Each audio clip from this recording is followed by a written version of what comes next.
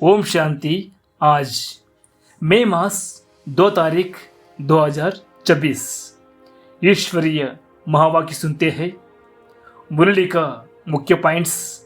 पहली, इस ड्रामा में विनाश की भारी नूंद है। हमें विनाश शुरू होने से पहले अपनी कर्मातीत अवस्था बनानी है। हम ऐसी अविनाशी यात्रा पर जा रहे हैं जहां से लौटकर फिर इस मृत्युलोक में नहीं आना पड़ेगा। आत्मा एक वस्त्र अर्थात शरीर छोड़ दूसरा लेती है। यह 84 जन्मों के पुराने कपड़े हैं। अब नई दुनिया में हमें नए दैवी कपड़े मिलेंगे। बाप समान मोहजीत बनना है। देह सहित देह के सभी संबंधों से बुद्धि हटाकर केवल एक बाप से लगन लगानी है। मधुबन में ईश्वरीय परिवार और ब्राह्मणों का संगठन है, जहां केवल ज्ञान की लेन देन होती है। अपने को अशरीरी आत्मा निश्चय करो और परमात्मा को याद करो। अल्फ अर्थात बाप को याद करने से ही स्वर्ग का वर्षा मिलता है। याद की यात्रा से ही तमो प्रधान किचड़ा निकलेगा और आत्मा सतो प्रधान बनेगी। योग से ही पाप भस्म होंगे। सबसे पहले अपने घर वालों को रास्ता बताना है। कन्या वो है जो अपने दोनों कुलों को उद्धार करे। हर आत्मा के पार्ट को साक्षी होकर देखना है। जब हम न्यारे बनेंगे तो बाबा के प्यारे स्वतः बन जाएंगे। समस्याओं का बर्थ कंट्रोल करो। सर्वशक्तिमान बाप साथ है तो समस्या पैदा होते ही खत्म हो जानी चाहिए। ओम शांति। मीठे बच्चे, इस ड्रामा के अंदर विनाश की भारी नूंद है। तुम्हें विनाश के पहले कर्मातीत बनना है। प्रश्न, बाप के किन शब्दों की कशिश सम्मुख में बहुत होती है?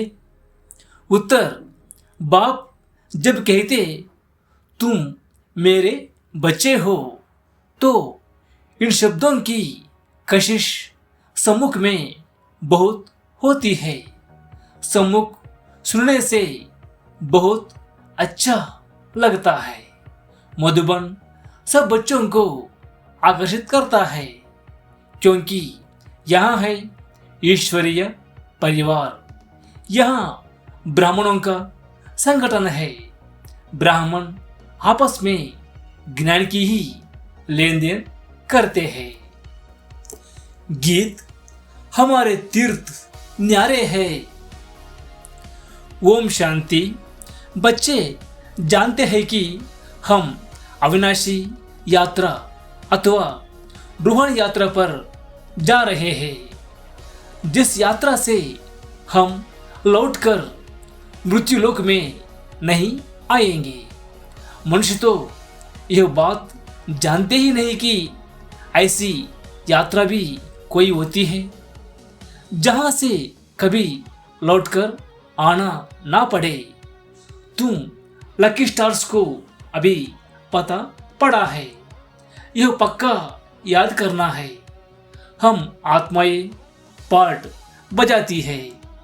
उस नाटक में ऐसे नहीं कहेंगे कि मुझ आत्मा ने यह वस्त्र पहनकर पार्ट बजाया, अब घर जाते हैं। वो तो अपने को शरीर ही समझते हैं। यह तुम बच्चों को ज्ञान है, हम आत्मा है, यह शरीर रूपी कपड़ा छोड़ फिर दूसरा जाकर लेंगे। यह 84 जन्मों के पुराने कपड़े हैं। यह छोड़कर नई दुनिया में फिर नए कपड़े लेंगे। यह लक्ष्मी नारायण ने नए कपड़े पहने हैं ना, तुम्हारी ही राजधानी के है। तुम भी जाइए, ऐसे नए दैवी कपड़े पहनेंगे। यहां तो कहते हैं मुझ निर्गुण हारे में कोई गुण नहीं। बाप ही फिर ऐसा गुणवान बनाते हैं। बाप कहते हैं मेरा भी पाठ है, आकर फिर तुमको वैसलेस बनाता हूं। यहां यह है जीवन बंद दाम, रावण राज्य है। यह तुम्हारी बुद्धि में है। हम पतित से पावन, फिर पावन से पतित कैसे बनते हैं? तुम बच्चे जानते हो कलयुग है अंधियारा। रावण राज्य का अब अंत है, राम राज्य की अब आदि होनी है। अभी है संगम, कल्प के संगम युगे बाप को ही आना पड़ता है। दुनिया वाले भी अब यह समझ रहे हैं कि अब विनाश का समय है और स्थापना अर्थ भगवान कहाँ गुप्त वेश में है। अब गुप्त वेश में तो तुम आत्मा भी हो। आत्मा अलग है, शरीर अलग है। यह मनुष्य चोला गुप्त वेश है। बाप को भी इसमें आना है। तुम्हारे शरीर पर नाम पड़ते हैं, उनको तो शरीर है ही नहीं। तुम भी आत्मा हो, वो भी आत्मा है। आत्मा का आत्मा के साथ अब मोह हुआ है। गाते भी है और संग तोड़ तुम संग जोड़ेंगे। जैसे आप मोहजित हो वैसे हम भी बनेंगे। बाबा बहुत मोहजित है। कितने ढेर बच्चे हैं जो काम चिता पर बैठ जल गए हैं। परम पिता परमात्मा आते ही है पुरानी दुनिया का विनाश करने। फिर मोह कैसे होगा? पतितों का जब विनाश हो तब तो शांति का राज्य हो। इस समय सुख तो कोई को भी है ही नहीं। सभी तम प्रधान दुखी बन गए हैं। यह है ही पतित दुनिया। शिव बाबा ही आकर स्वर्ग की स्थापना करते हैं, जिसका नाम शिवालय पड़ा है। शिव बाबा ने देवताओं की राजधानी स्थापन की। वह है चैतन्य शिवालय। और वह शिवालय जिसमें शिव का चित्र है वो तो जड़ हो गया। अभी तुम समझ गए हो कि लक्ष्मी नारायण बराबर स्वर्ग के मालिक थे, पूज्य थे। अब फिर पूज्य बन रहे हैं। तुमको अभी ज्ञान है। तुम लक्ष्मी नारायण के मंदिर में जाकर उनको माथा नहीं टेकेंगे। तुम तो उनकी राजधानी में चैतन्य में जाते हो। जानते हो हम देवता थे, अब नहीं है। जो पास्ट होकर गए हैं उनके चित्र बनते हैं। लक्ष्मी नारायण के मंदिर सबसे जास्ती बिड़ला बनाते हैं, तो उनकी भी सर्विस करनी चाहिए। तुम जो यह लक्ष्मी नारायण के मंदिर बनाते हो, हम आपको इन्हों के 84 जन्मों की कहानी सुनाते हैं। युक्ति से यह सौगात देनी चाहिए। बाबा सर्विस की युक्तियां तो बताते हैं। माता ये जाकर बोले, आप उनके मंदिर तो बनाते हो, परंतु उनकी जीवन कहानी को जानते नहीं। हम जानते हैं और समझा भी सकते हैं। समझाने वाली बड़ी रसीदी चाहिए। बाप भी बैठ समझाते हैं ना। बाबा कहते हैं, अगर छुट्टी नहीं मिलती है तो घर बैठे याद करो। ये तो जानते हो हम शिव बाबा की संतान है। मुरली तो मिल जाती है। ऐसे नहीं कि यहाँ आने से याद की यात्रा अच्छी होगी। घर में बैठने से याद की यात्रा कम हो जाएगी। बादल आते हैं रिफ्रेश होने, तुम भी आते हो रिफ्रेश होने। बाबा पास सम्मुख जाइए। आत्मा को ज्ञान है।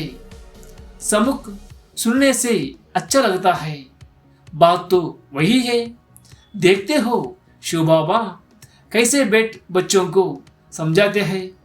बच्चे, तुम मेरे हो। तुमने 84 जन्मों का पाठ बजाया है। तुम जन्म मरण में आते हो, मैं नहीं आता हूँ।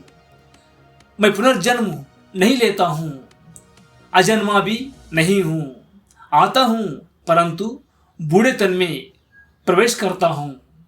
तुम आत्मा छोटे बच्चे के शरीर में प्रवेश करती हो। मैं परम धाम से आता हूँ नीचे पाठ बजाने। मैं भिखारी के गर्भ में नहीं आता हूँ। मुझे कहते हो तुम्हें व माता से पिता, मेरे कोई माँ बाप हो ना सके।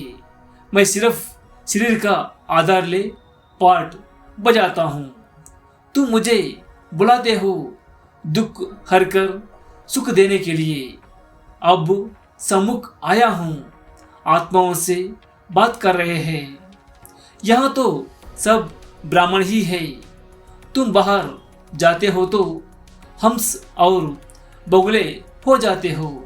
यहाँ अर्थात मधुबन में तुमको संग ही ब्राह्मणों का है। आपस में ज्ञान की चिटचाट ही करेंगे। हम अपनी राजधानी स्थापन कर रहे हैं। अच्छा, मीठे मीठे सिकिलदे बच्चों प्रति माता पिता बाप दादा का याद प्यार और गुड मॉर्निंग रूहानी बाप की रूहानी बच्चों को नमस्ते। हम सभी रूहानी बच्चों की रूहानी माता पिता बाप दादा को याद प्यार और नमस्ते। शुक्रिया बाप दादा, शुक्रिया। धारणा के लिए मुख्य साथ, पहली, तन मन धन से रूहानी सेवा में मददगार बनना है। सबको अल्फ का परिचय दे वर्षे का अधिकारी बनाना है। विनाश के पहले कर्मातीत बनने के लिए बाप की याद में रहना है। दूसरी, बाप समान मोहजीत बनना है। आत्मा से जो मोह हो गया है उसे निकाल एक बाप से लगन लगानी है। वरदान, सर्वशक्तिमान के साथ की स्मृति द्वारा समस्याओं को दूर भगाने वाले परमात्मा स्नेही भव। जो बच्चे परमात्मा स्नेही है वे स्नेही को सदा साथ रखते हैं। इसलिए कोई भी समस्या सामने नहीं आती। जिनके साथ स्वयं सर्वशक्तिमान बाप है उनके सामने समस्या ठहर नहीं सकती। समस्या पैदा हो और वहाँ ही खत्म कर दो तो वृद्धि नहीं होगी। अब समस्याओं का बर्थ कंट्रोल करो। सदा याद रखो कि संपूर्णता को समीप लाना है और समस्याओं को दूर भगाना है। स्लोगन, प्यारे बनने का पुरुषार्थ नहीं, न्यारे बनने का पुरुषार्थ करो तो प्यारे स्वतः बन जाएंगे। अव्यक्त इशारे सदा अचल अडोल एक स्थिति का अनुभव करो। समय प्रति समय अनेक प्रकार के विघ्न आते हैं। कोई अच्छे अनन्य स्टूडेंट माया के वशीभूत हो, एंटी हो जाते और सेवा में डिस्टर्ब करते हैं। ऐसे समय पर घबराते तो नहीं हो। एक होता है उनके प्रति कल्याण के भाव से तरस रखना, लेकिन उसके कारण हलचल में आना अथवा व्यर्थ संकल्प चलाना, यूं है हिलना। जो हर आत्मा के पार्ट को साक्षी दृष्टा स्थिति में रह देखते हैं, वह अचल अडोल एक रस रहते हैं। प्यारे भाई बहनों, यह ईश्वरीय ज्ञान जन जन तक पहुंचाने के लिए और इस सेवा को निरंतर जारी रखने के लिए आपके सहयोग की आवश्यकता है। यदि आप इस ज्ञान गंगा को दूसरों तक पहुंचाने में भागीदार बनना चाहते हैं तो कृपया नीचे दिए गए क्यूआर कोड को स्कैन करके या फ़ोन पे के माध्यम से अपना बहुमूल्य योगदान दे सकते हैं। सहयोग के लिए धन्यवाद। ओम शांति।